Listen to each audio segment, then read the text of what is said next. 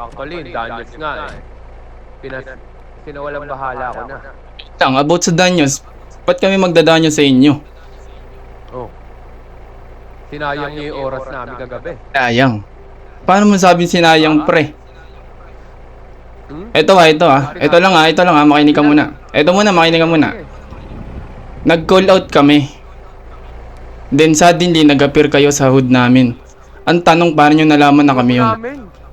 Wood namin. Wood nyo. Di ba nag-usap na tayo? Na umalis kami. Ayun nga, G. Ang problema kasi na nito, men ah. Paano nyo nalaman na kami yun? Tapos ngayon pagdadanyosin nyo kami. At isa pa, hindi kami nagbigay... Oh. Shit. Ito. Hindi mo rin yata nabalitaan na ang Danyos nyo ay sinawalang bahala ko na.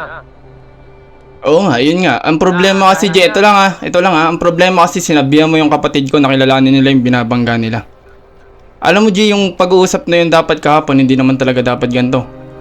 Ang pag-uusap na yun kahapon para lang alamin namin kung ano yung mga business nyo dito para if ever man na magka-business kami, hindi namin masasagasaan ng kahit anong pamilya dito. Nakausap na namin yung mga suwail.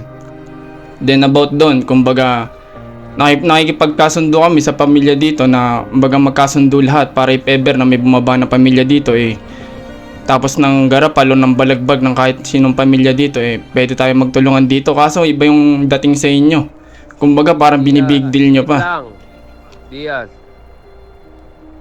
alam nyo, siguro kilala nyo na yung pamilya namin na hindi umaalyansa sa kahit na sino. Yun naman pala, G, pwede mo naman sabihin na maayos yun, hindi yung nag-aangas ka. Hindi ako nag-aangas. Kalmado pa nga ako. Sino yung nagsabi na kilalanin niya yung binabangga namin? Ba't di mo sabi, ba't di mo iharap sa akin nga kung sino nga yun? Kasi hindi kami nag-aangas kung hindi naman maangas yung kaharap namin. Yeah.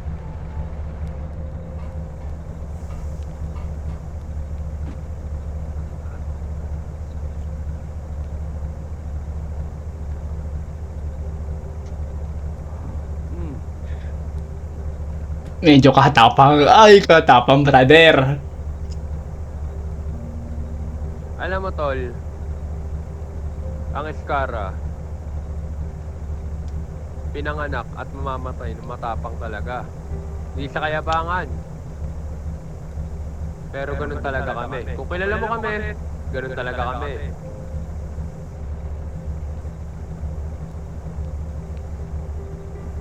Business. Pwede nyo naman sabihin sa amin kung anong business yan, di ba? Pero inuulit ko, kaibigan, hindi kami interesado makapag-alyansa or what. Yes, ano? Oh, yun na nga eh. Di mo hinahanap, di nyo hinahanap yung mga ganito medyo matapang. Pero mali ka yata na nakalap na balita tungkol sa atin.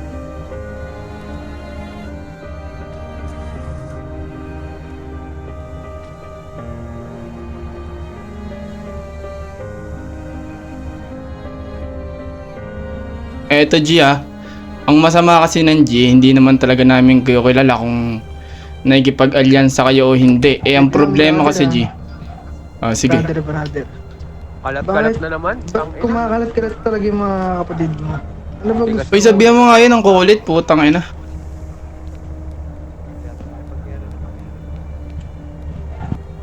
Nagmumukha lang tayong tanga dito.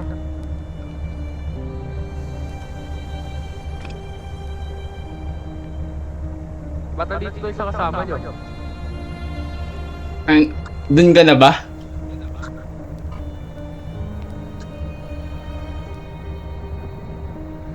Damig po, tangina. So yung pre, hindi kami aware na ganun pala kayo.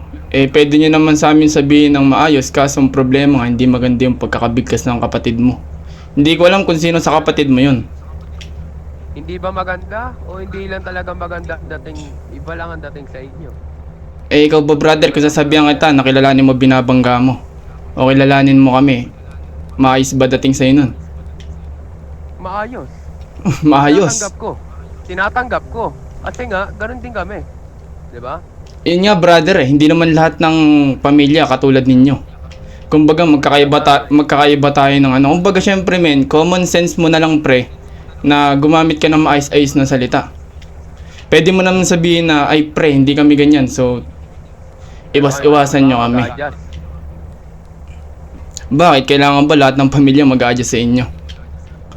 Anong sa tingin nyo? Nasa itaas kayo? Mag-adjust. Ikaw Eh kakasabi mo lang eh. Sabi mo kayo pa mag-a-adjust. So sino mag-a-adjust? Yung nandun sa kabila. Eh tayo lang nag-uusap dito.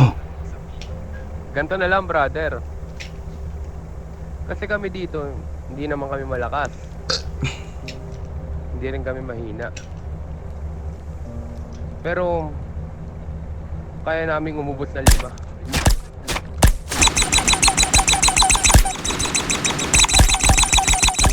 Utangin na mo pre.